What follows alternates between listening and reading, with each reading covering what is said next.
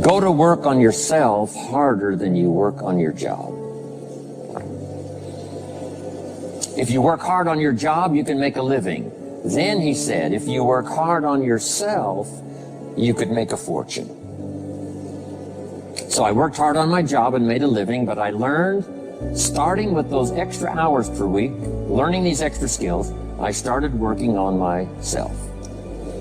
And here's a philosophical phrase everybody should take home. Here it is. Success is something you attract by becoming an attractive person.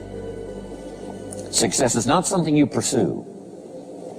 It's what you attract by becoming attractive. By becoming attractive to the marketplace. What would do that? Multiple skills?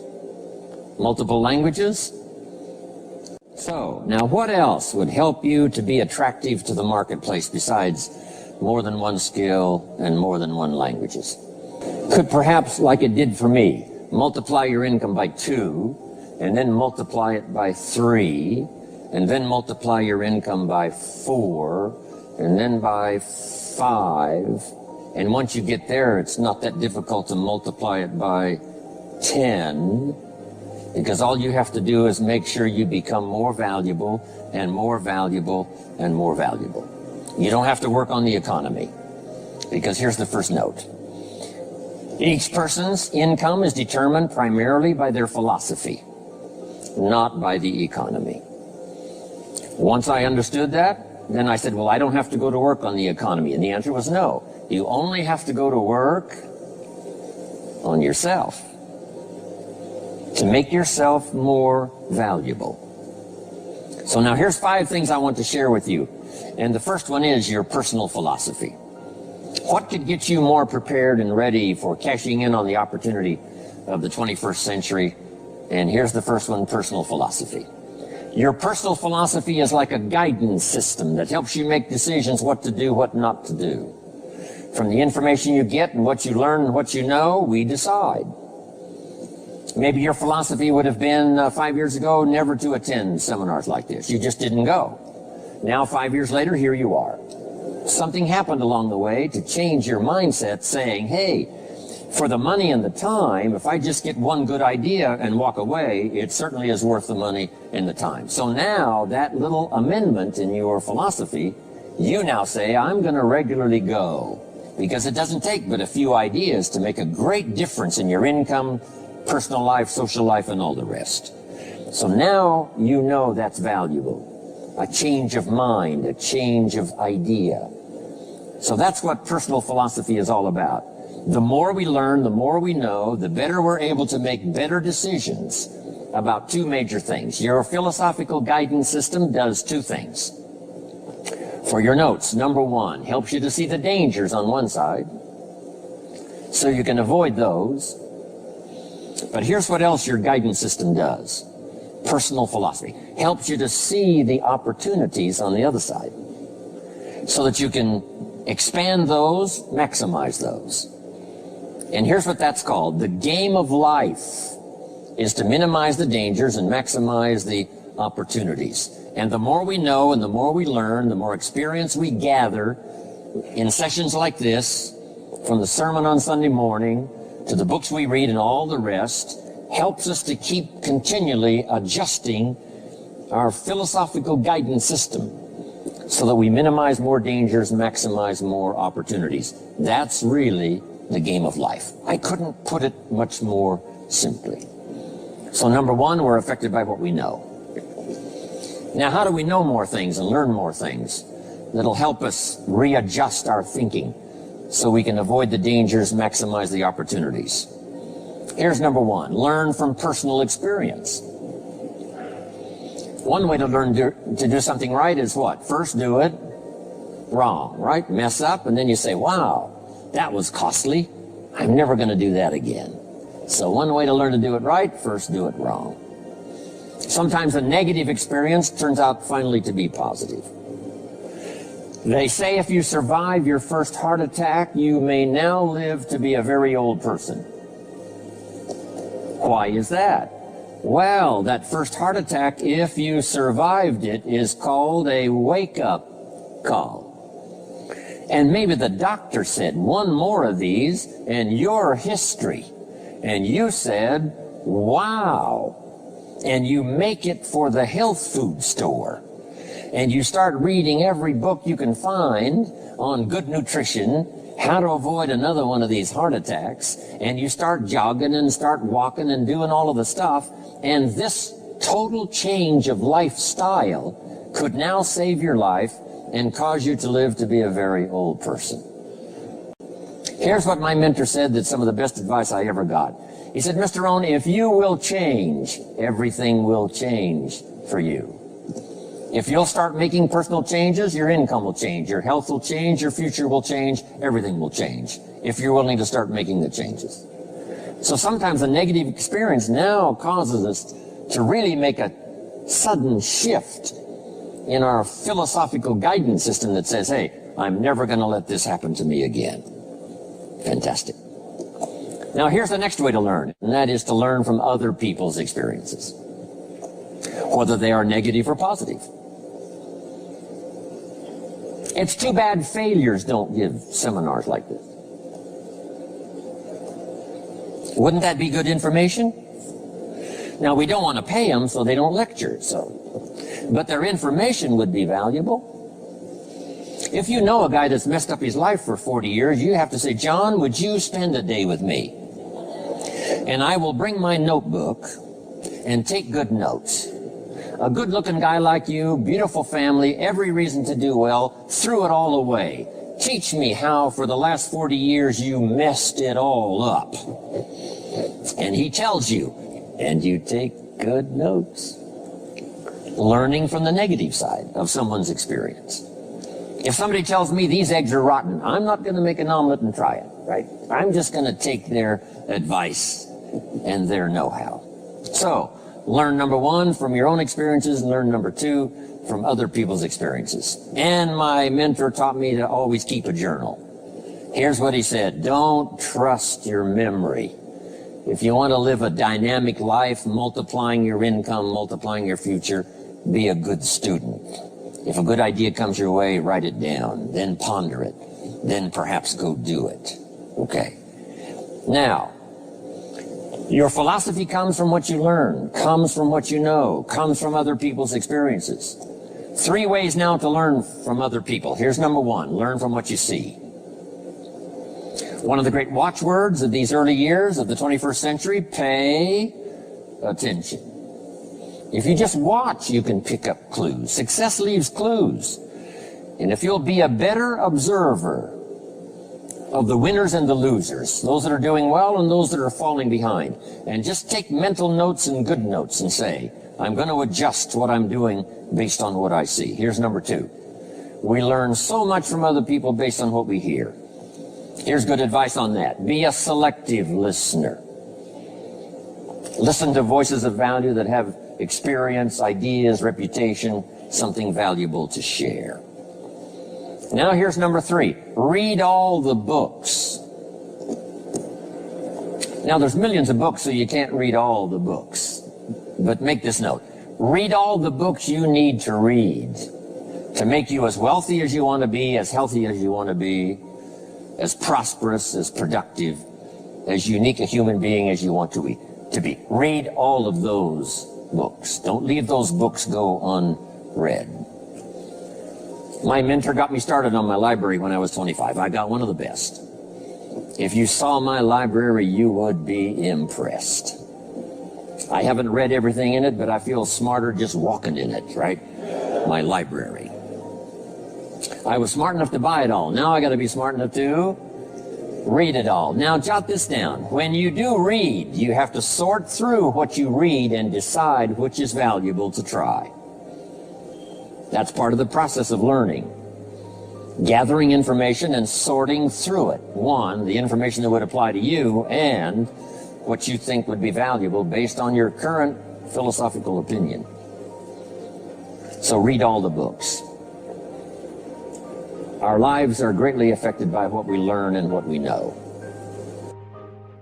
For every disciplined effort, a multiple reward. For every disciplined effort, a multiple reward. What a concept. If you render unique service, your reward will be multiplied.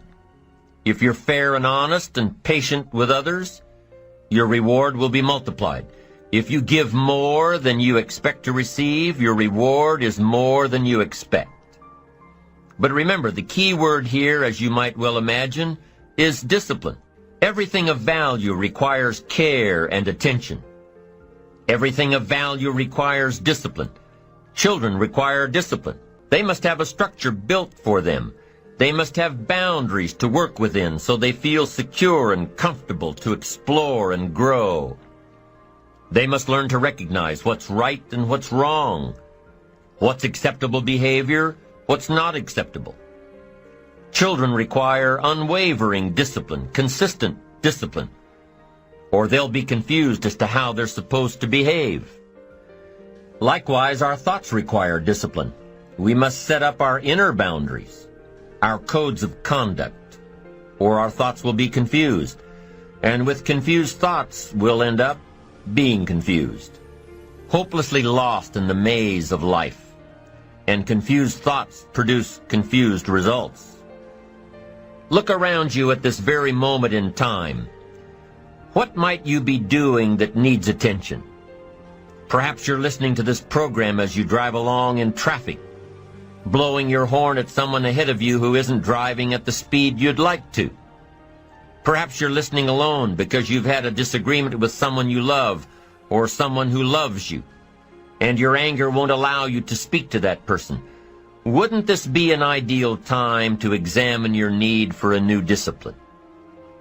Perhaps you're on the brink of giving up or starting over or starting out, and the only missing ingredient to your incredible success story in the future is a new and self-imposed discipline that will make you stay longer and try harder and work more intensely than you ever thought you possibly could.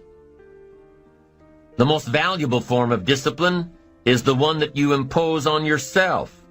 Don't wait for things to deteriorate so drastically that someone else must impose discipline into your life. Wouldn't that be tragic? How could you possibly explain the fact that someone else thought more of you than you thought of yourself? That they forced you to get up early and get out into the marketplace when you would have been content to let success go to someone else who cared more about themselves.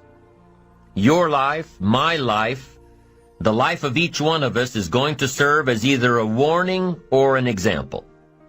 A warning of the consequences of neglect, self-pity, lack of direction and ambition, or an example of talent put to use. Can too much discipline be a bad thing? Can you possibly be too disciplined? Too much of anything is a bad thing. Life without balance results in an unbalanced life. Walking around the block every day is good. Walking or running 6 hours a day is bad. It's obsessive. Unless, of course, you make your living as a marathon runner. Then you're doing your job. Eating an apple a day is good. Eating only apples is bad.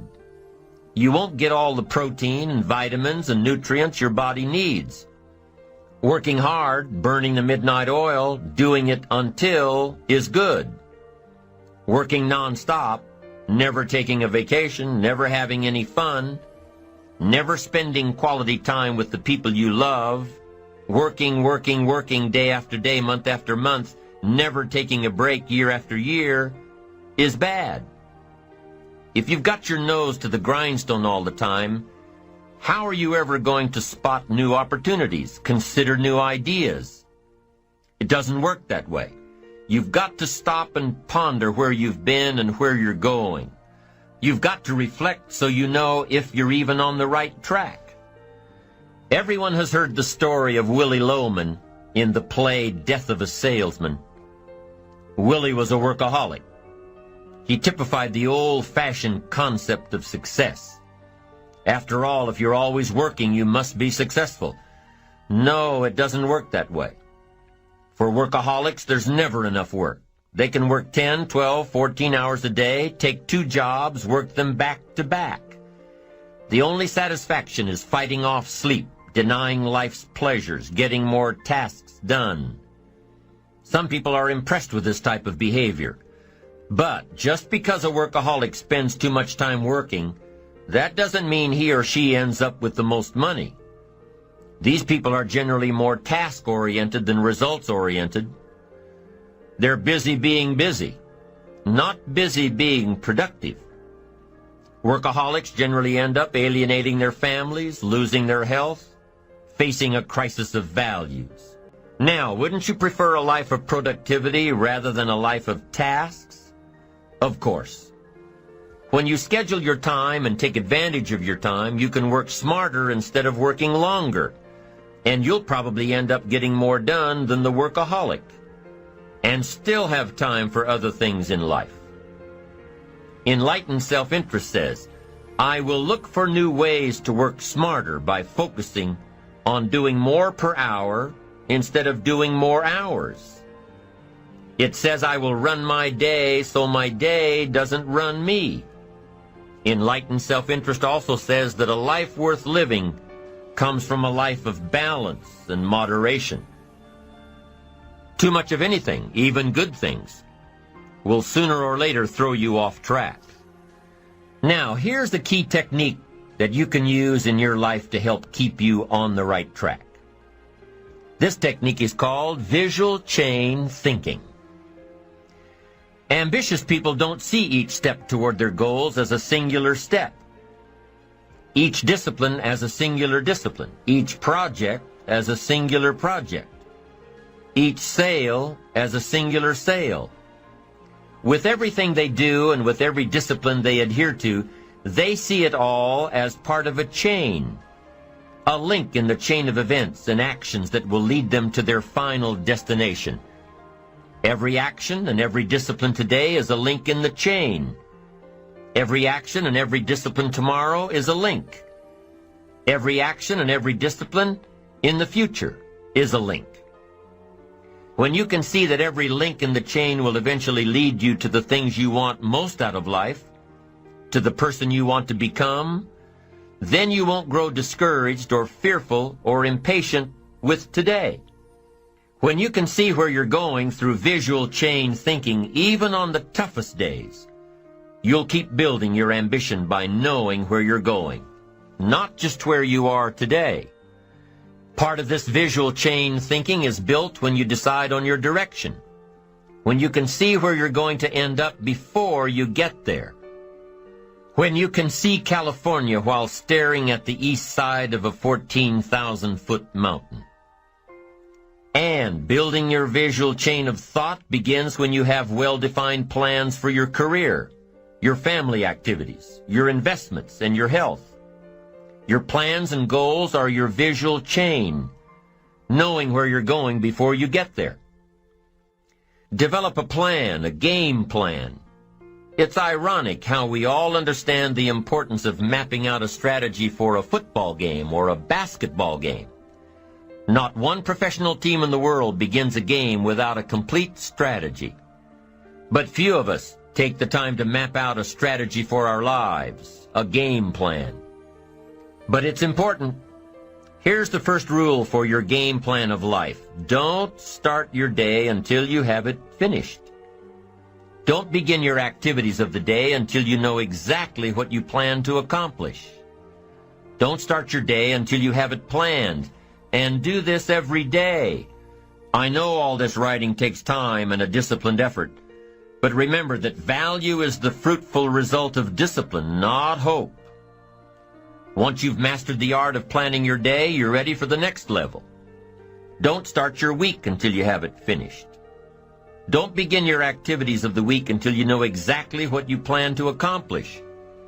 Don't start your week until you have it planned.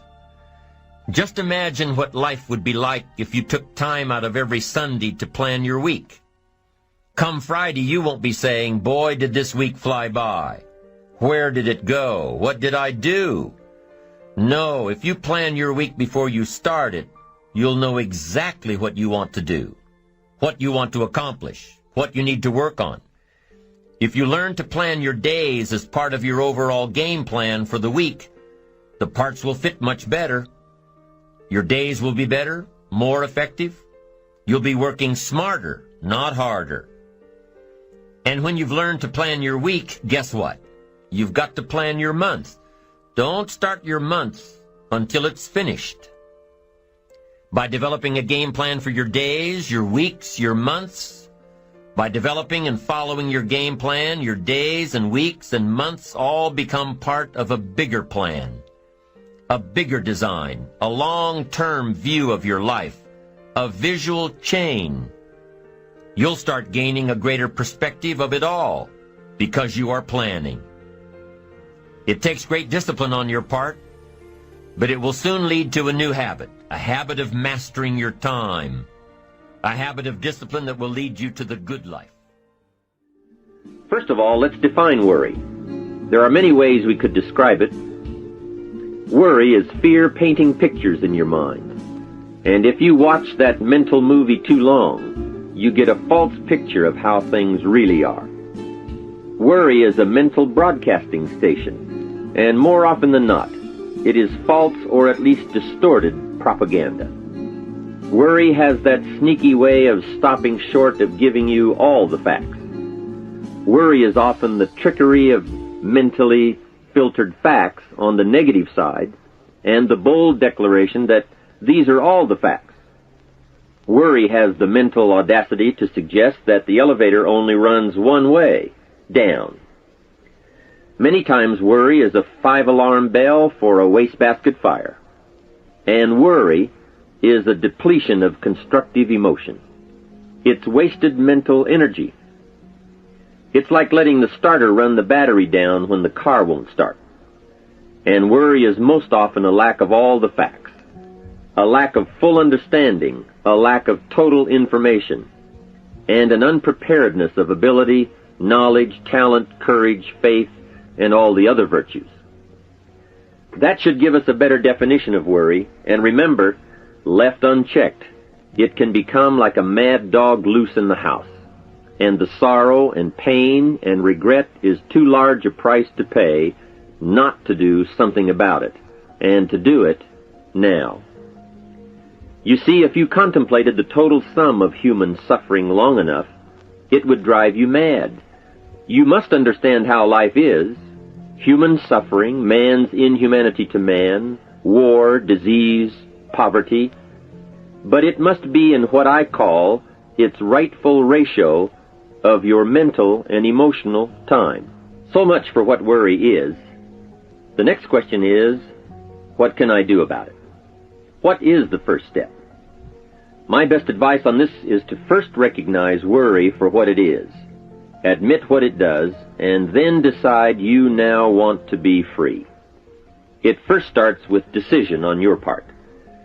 And may I add, well, you should decide. Why let worry continue to take money out of your pocket and bank account? Why let worry any longer keep you from becoming all you can be? Why let it rob you of better friendships, better business, better profits, better results, better communication, better family relations? Why impose your worry on others any longer? It's a burden you can get rid of and a monkey you can get off your back. Why not be rid of those sinking, nagging feelings that all is not going to be well, that you can't do it, that it won't work out for the best? Worry is undue concern that takes up too much of your mental and emotional time. Now, we must all be concerned. Hey, life is no joke except to the jokers. Life and how to live it is a serious matter. It is risky, full of peril, and there are constant threats to the good we want and to the pursuit of happiness. However, it is undue concern, or concern that takes up too much mental time, that begins the harm. It's like a family planning a wonderful trip. While they certainly should be concerned about the condition of the car, the tires, and making sure they pick the proper route, it would be foolish to allow themselves to be completely turned negative with the thought that they might crash and kill the entire family. If that were the case, even if they went, the entire trip would be turned into one nightmare of fear, with the specter of chaos looming around every curve, rather than enjoying the wonderful trip they had planned for themselves and their family. A lot of people do that with their entire life. So, start to make these declarations. And if you mean it, they will start you on your way to confidence and adventure, free of the worry habit. Say first, I've had it with worry. I'm tired of being beaten down and hassled with all those negative mental pictures. I refuse to be tricked by false facts. I'm really not that weak. Never again do I want those sick feelings inside, those mental false alarms. I'm tired of the drain on my resources. I'm tired of the embarrassment of the lack of confidence. I don't want people, especially my family, to see me in this state anymore. I've got more to offer. I refuse to let my life be short-circuited any longer by letting my mind run wild with a distorted view of the facts, whether I bring it up or if it comes from someone else. Prove it to yourself. Think back over all the things that you worried about, all the fantastic, catastrophic events that your well-meaning advisors had told you were going to happen. Be pleased that none of them ever happened to you, or else you would not be alive today. 90% of the things you worry about never happen anyway. All of us have had these well-meaning advisors who want to appear larger in the eyes of those they wish to advise, and who immediately rear back and describe every single bad option they can think of that might possibly happen. By the time they have finished, the one who has come for some confidence and some help wonders why he even bothers to live anymore. And the fact is, those things are never really going to happen anyway. Bring to question now what your mind tells you or what others tell you, and pledge not to go for false alarms. I've had it is a good beginning. This first step will start you arguing with your worry thoughts. Soon you will start to examine your fears and worries to see if they are valid, and you won't let your mind play those mental tricks any longer. It is possible to destroy any emotion you have, including worry and fear, by a very simple process, and that is, analyze it to death. Drag it out on the table and look at it. Weigh it against all of your past experiences. Make sure this one can stand against all the past facts you have.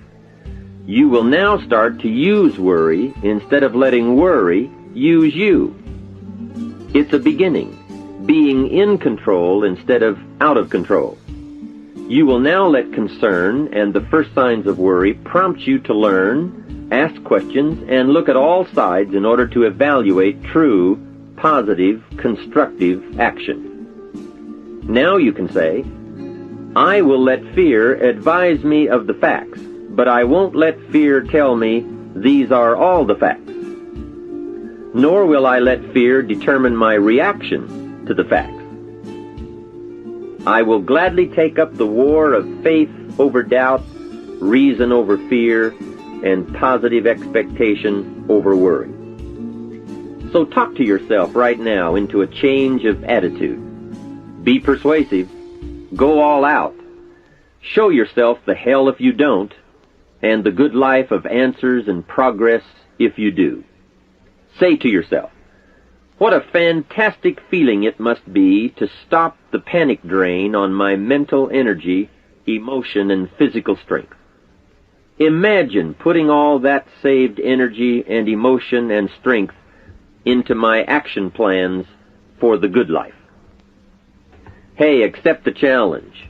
Believe your beliefs, doubt your doubts, stay on the campaign to give worry a bad time.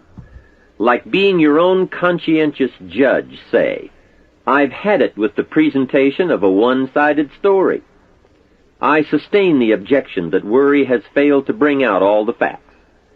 I despise these mental courtroom maneuvers that try to belittle my client, me. I demand the whole truth, and if worry will not be silent, I may cite him for contempt of the court of reason.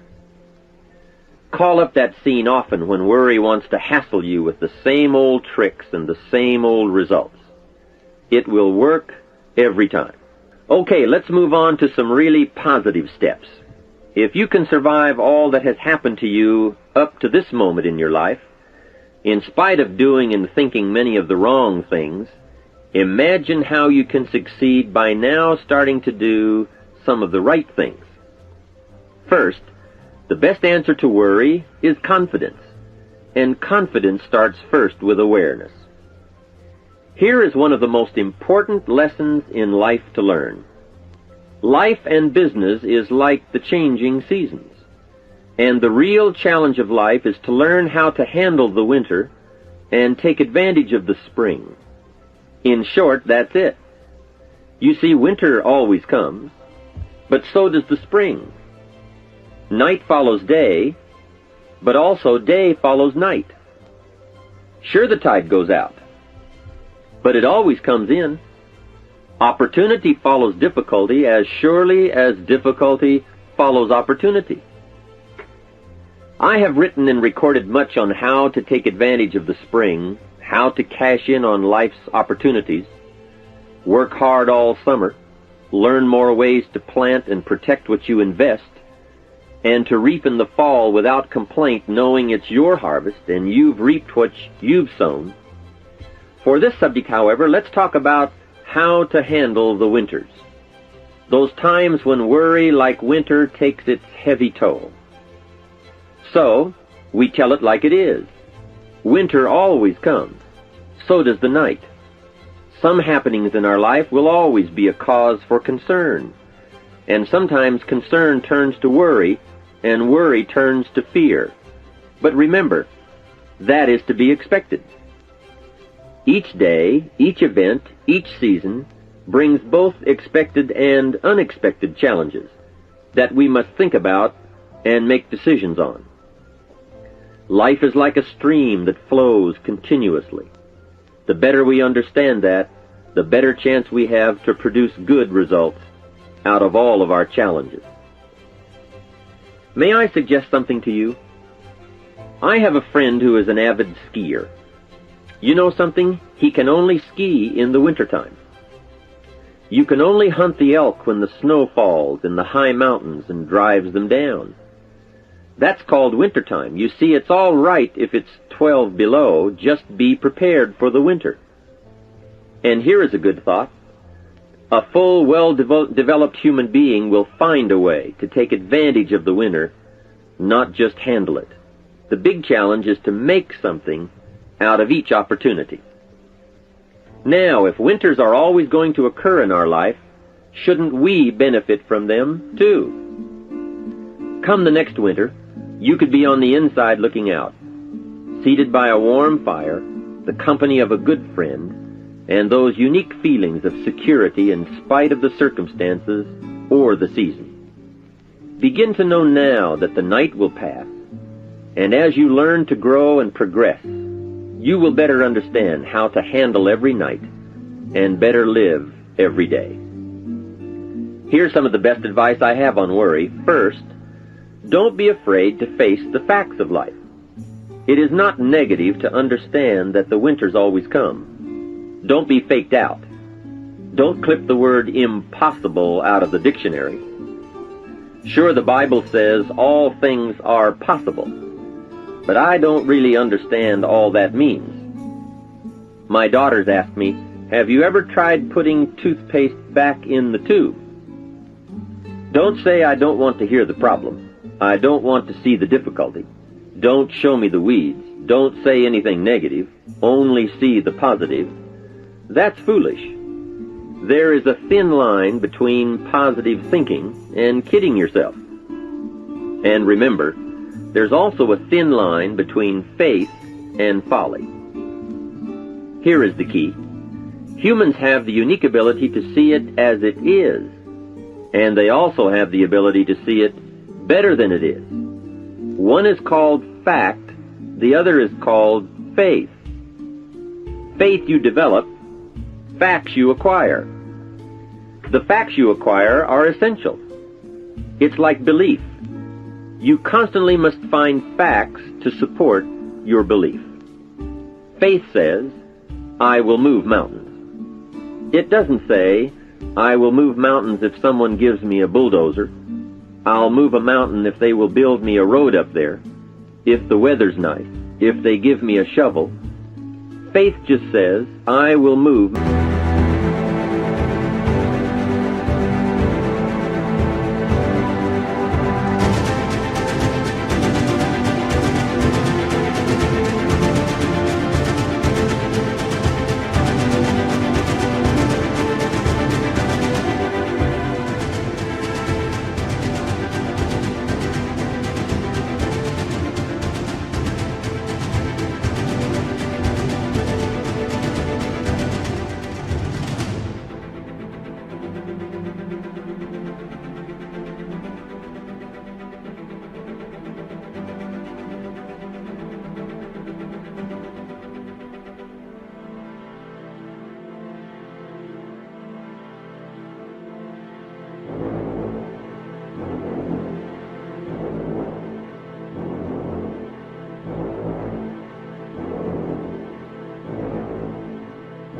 Mountains. Faith doesn't ask for a result to prove its existence. Faith is because it is. And remember, people die for faith. And some people give up everything they own, their life, for faith. Many years ago, over in Vietnam, a Buddhist monk did a very clever thing. He did the ultimate in political dissent. He burned himself to death. That toppled the government. That was faith. Totality begets totality. Here is a good prayer. Help me to see it as it is, and help me to see it better than it is, and then inspire me to act. Facts and faith and action. What a combination for personal progress. And action puts fear to flight. An Old Testament phrase says, watch the ants, you sluggard. Consider their ways and be wise. Not a bad suggestion. The study of ants. What do they do in the summer to prepare for the winter? That's a lesson in life and survival. Happiness, wealth, peace, security, success, safety, friendship, reward, results, and all human achievement comes from a growing ability to understand and handle the changing seasons. And so we come right back to the theme of our entire enterprise, self-development. Learn to work harder on yourself than anything else. The key to all success in economics or mental health is self-development. It will all change for the better when you change for the better. It's what you become that really counts. And you are the only variable. So a good statement is, you can't be all positive. You can't be all confident. You can't be all faith. But confidence and faith and courage and inspiration can dominate worry and fear. Physical and emotional forces are always at work, and something will win and conquer. Make sure you give yourself the best chance to get mental and emotional domination over all of your challenges. And here is one of the master keys to the good life. Developing the intelligence and accepting the challenge of putting all of your emotional experience into their rightful ratio. Beginning this progress can bring about the most dramatic changes. You see, disappointment is like winter. It always comes. It is foolish to say, don't be disappointed. But you must learn to discipline your disappointment. If it dominates 51% of your time, you're in trouble. Continued heavy disappointment is like 12 months of winter. And 12 months of winter leaves very little alive. Use the guidelines of seasons to adjust to all the meaningful things that happen to you. So concern, fear, and disappointment, like many human emotions, serve a useful purpose as long as they are kept in their rightful ratio. Left unattended, the weeds take over. Disappointment rules. Worry breaks loose. Fear gets the upper hand, and doubt moves in. But managed, worked, given human action with will and knowledge and purpose, and gardens overcome weeds. Faith overcomes doubt, and confidence pushes worry into a small place. The second major key to mastering worry is to respond. Build up inside of you that heavy desire to be free, to get on with building your life and lifestyle. Too much is waiting to delay. Take a new look at your opportunities. Figure out new ways to seize them immediately and make them work for you. And here is a key. Bring a new dedication that you will master yourself with enough discipline to be more than qualified to do the present job and prepare yourself for the next move up. Expose yourself to every stimulation possible that will put all this in perspective. Now let's move on to a very important point, and that is the best answer to worry is confidence. First, self-confidence. I can better handle next winter. I have a strong shelter. It is stocked with supplies. I now know how to take advantage of the spring. I'm going to plant better crops and bigger crops. I can last through the summer. I won't quit this time. I'll study weeds and how to get rid of them. I'll be less frightened of the changing weather and the quick storms. In the fall, I will exercise more care and reap what I have without complaint and blame nothing for the amount of my harvest. I'll learn to save a fair portion so that I can survive the bad seasons when out of control the hailstorm comes and it all goes wrong. Now we must consider this. The most fatal deterrent to self-confidence is guilt.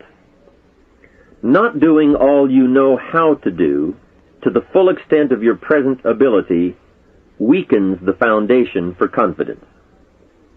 The biggest part of worry comes from the lack of this personal confidence. And lack of confidence comes from two major things.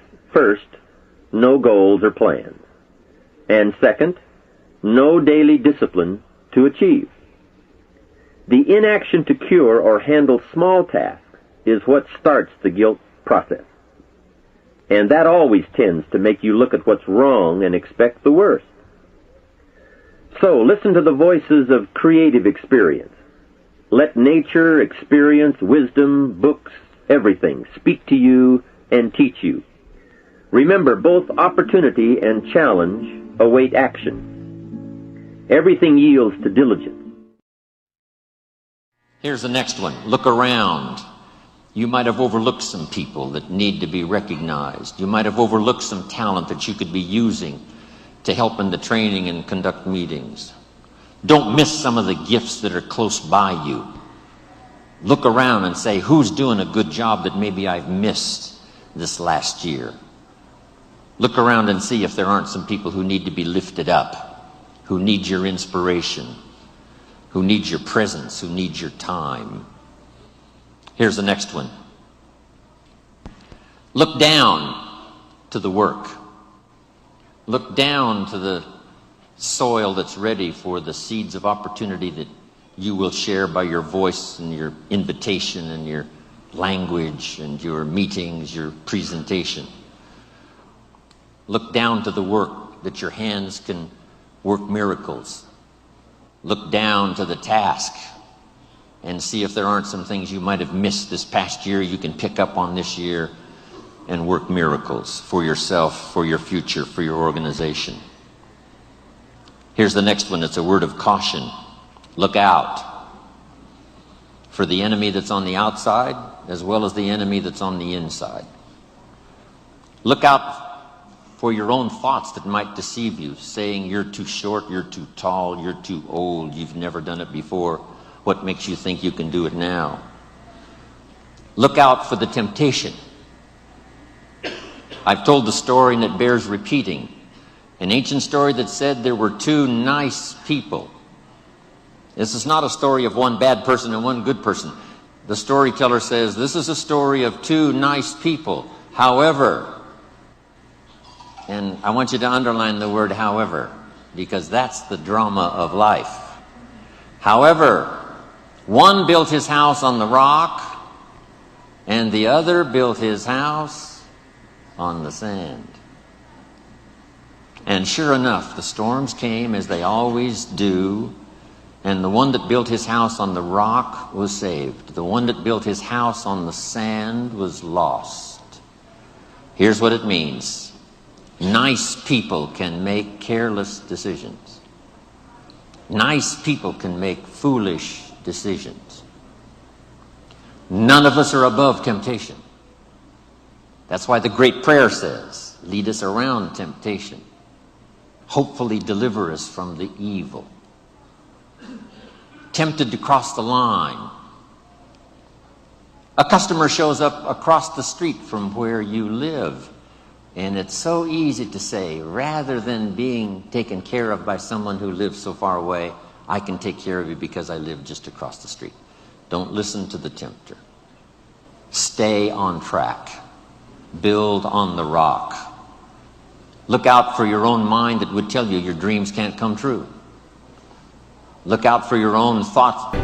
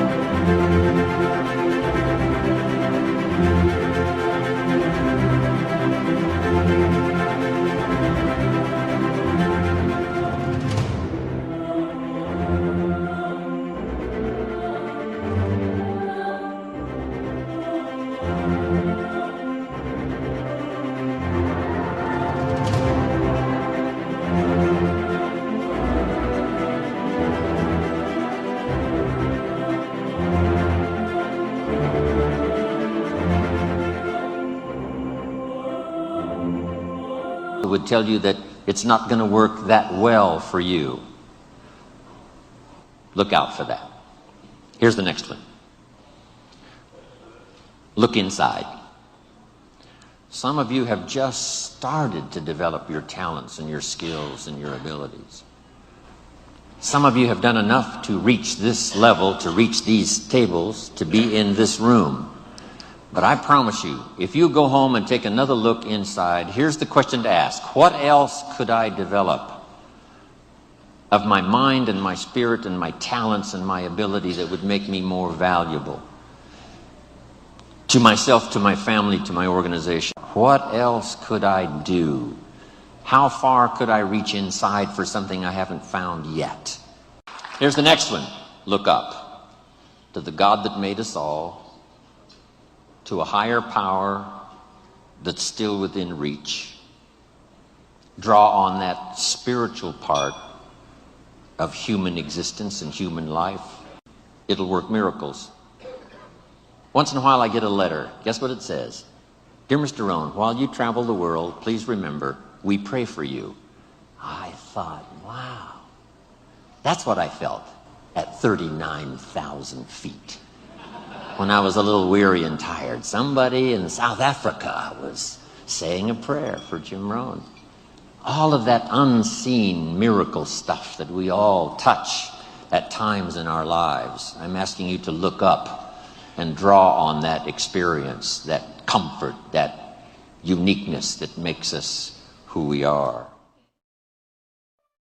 There's nothing you can do about the past, but you can do a great deal about your future. You don't have to be the same person you were yesterday. You can make changes in your life, absolutely startling changes, in a fairly short period of time. You can make changes you can't even conceive of now. If you give yourself a chance, your abilities will grow. You have untapped talents and potential that you haven't even reached for yet. And as time goes on, you'll be able to reach deeper and deeper. The first thing you'll know, you'll be able to do things you never thought you could do. You'll be able to handle things you never thought you could handle. You'll have from my life. Can you see? Good worker, poor asker. Third, Receiving is like the ocean. There's plenty, especially in this country. It's like an ocean here. Here, success is not in short supply. It isn't rationed, so that when you step up to the window, it's all gone. No, no. Well, if that's true, what is the problem? Well, the problem is some people go to the ocean with a teaspoon. Have you got the picture? A teaspoon. What I suggest you do in view of the size of the ocean is trade your teaspoon for at least a bucket. And you will look better at the ocean with a bucket. Kids won't make fun of you. Now, here's something else to remember about asking. There are two ways to ask. One is ask with intelligence. It didn't say ask intelligently, but I'm sure it meant that. Don't mumble. You won't get anything by mumbling. Be clear, be specific. Intelligent asking means how high, how long, how much, when, what size, what model, what color. Describe what you want. Define it. Remember, well-defined goals are like magnets. The better you define them, the stronger they pull. And give your goals purpose. Answer both questions. What do I want? That's the object. And the second question, what for? That's purpose. Purpose is stronger than object. What you want is powerful and it will pull. But what you want it for is more powerful. Here's the second way to ask. Ask with faith. Faith is the childish part. It means believe you can get what you want like a child, not an adult. Many adults are too skeptical. They've lost that wonderful childlike faith and trust. Don't let that happen to you. Believe in, have faith in yourself and your goals. And get excited like a child. Childlike enthusiasm. Nothing can beat it. Kids think they can do anything. How exciting. They hate to go to bed at night and can't wait to get up in the morning. Develop that kind of enthusiasm toward your life and your goals. And be curious like a child. Kids can ask 1,000 questions. Just when you think they're finished, they come up with